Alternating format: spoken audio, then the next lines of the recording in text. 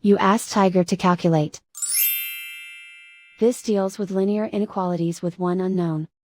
The final result is c greater than 35 over 2 greater than 171 over 2. Let's solve it step by step. Group all constants on the right side of the inequality.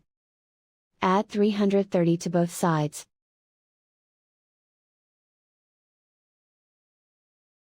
Simplify the arithmetic.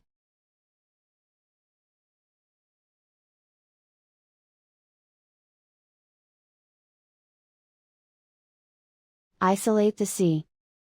Divide both sides by 60.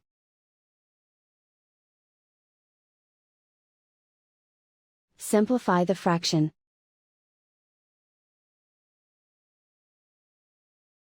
Find the greatest common factor of the numerator and denominator.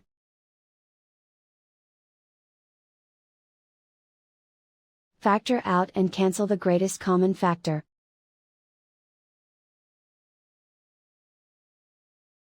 Plot the solution on a coordinate grid. And so the final result is c greater than 35 over 2 greater than 171 over 2.